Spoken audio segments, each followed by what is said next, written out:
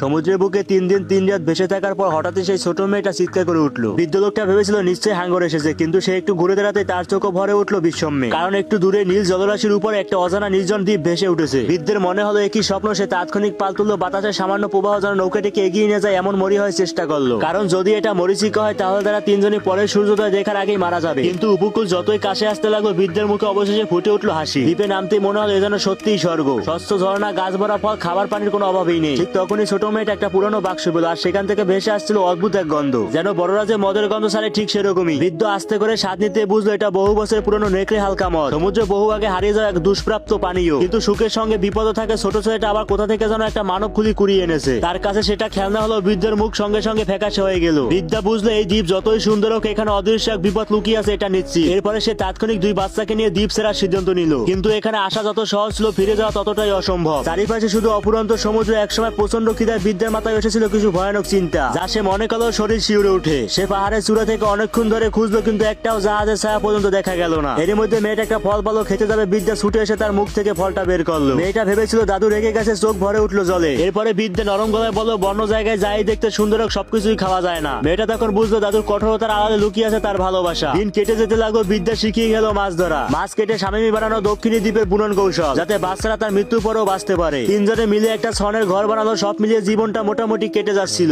একদিন বৃদ্ধা দ্বীপের অপর প্রান্তে গেল। সেখানে দেখলো একটা বিরাট পাথরের মূর্তি দাঁড়িয়ে আছে। প্রথমে সে খেয়াল করলো না, কিন্তু পরক্ষণে তার সামনে পড়লো একটা অদ্ভুত ভেজা রক্তমাখা অঙ্গ প্রত্যঙ্গ। ওটা কোন প্রাণী সে বুঝতে পারলো না। ভয়ে দৌড়ে ফিরে এলো। সেই রাতেই সেই 2 বাচ্চাকে কঠোরভাবে সতর্ক করলো, কখনো দ্বীপের ওই পাশে যাবে না। সময় যেতে যেতে বৃদ্ধা ভেতরে ভেতরে ভেঙে পড়ছিল। বাচ্চারা দুজনে মিলে হাসি খুশি খেলতে পারে, কিন্তু সে একা। নিঃসঙ্গতা যেন তাকে ভিতর থেকে গ্রাস করছিল। এক রাতে মদের নেশা সে অজান্তেই সমুদ্রে নেমে পড়লো। ভাবলো সাঁতরে বাড়ি ফিরে যাবে। সকালে ছেলে মেয়ে ছোট নৌকা নিয়ে খুঁজতে বেরোলো। অবশেষে তারা পেল বালিচরে নিথর হয়ে পড়ে আছে দাদু। প্রথমে তারা ভেবেছিল দাদু শুধু ঘুমাচ্ছে, কিন্তু কাছে গিয়ে দেখলো তিনি অনেক আগে মারা গিয়েছেন। মেয়েটা সেই দৃশ্য দেখে চিৎকার করতে করতে অজ্ঞান হয়ে গেল। ছেলেটা তাকে কোলে করে কষ্টে টেনে নিয়ে এলো ছনের ঘরে। বৃদ্ধের সুরক্ষা হারিয়ে তারা বুঝতে পারলো এখন থেকে তাদের জীবনের জন্য তাদেরই লড়াই করতে হবে। মেয়েটা তখনও ভয়ে কাঁপছে। ছেলেটা 10 বছরের ছোট বালক সিদ্ধান্ত নিল সে এখান থেকে তাকে নিয়ে বেরিয়ে যাবে। কিন্তু তার হাত এতই নরম, এতই দুর্বল, নৌকা বইটা ধরা তার জন্য কষ্টকর। যেখানে বিশাল সমুদ্র পাড়ি দেওয়া একটা অসম্ভব চ্যালেঞ্জ। তাদের সামনে এখন শুধু সমুদ্র আর অজানা ভবিষ্যৎ। তো বন্ধুরা, ভিডিওটি ভালো লাগে একটা লাইক করে এই ভিডিও পরের অংশ দেখতে কমেন্ট বক্সে পার্ট 2 লিখে দিন।